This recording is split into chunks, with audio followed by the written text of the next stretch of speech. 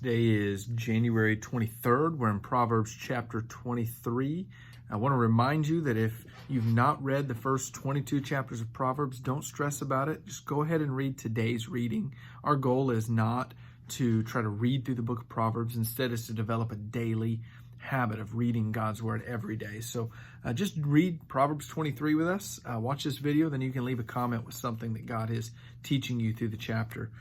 I think the chapter starts off with some warnings about not being deceived by wealth. And I think this is common for a lot of us. We think that wealth should be something easily attained, and we run after it. So the first three verses warn us not to sit down with a wealthy man and be entrapped or indebted to him because you're just kind of mooching off of him and then you owe him. Verses 4 and 5 warn us not to be too quick to jump on something that seems like a quick, easy gain, to take our time and think through things.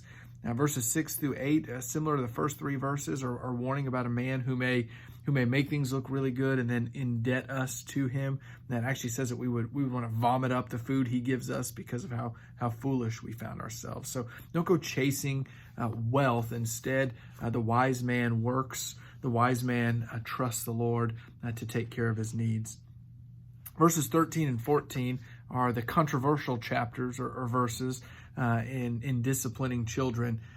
So let's start with the first sentence in verse 13. Do not withhold discipline from a child. That is, regardless of how you discipline your children, a fundamental truth that it is so important not to just let our kids run free and have anarchy, but instead to guide them and discipline them when they do wrong so that they can learn and they can grow. Now, the controversy then comes.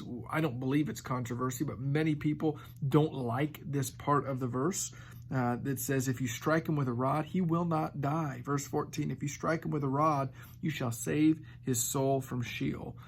Whether you spank your children or not is not what this proverb is saying. What it's saying is discipline is hard.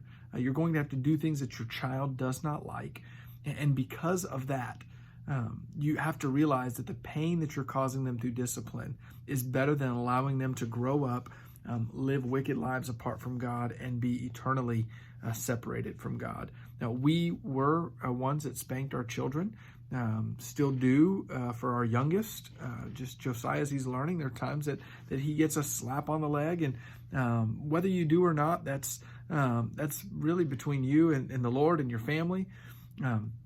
But it is important that you find what's right in disciplining your children to help them, not to be angry, but to help them grow in their walk with the Lord. Verses 29 through 35 then close out by giving us warnings against drunkenness. And you can read that in whole, but particularly verses 31 and 32 talk about how smooth it goes down, and yet then it bites you because you think it feels good, but really it damages you.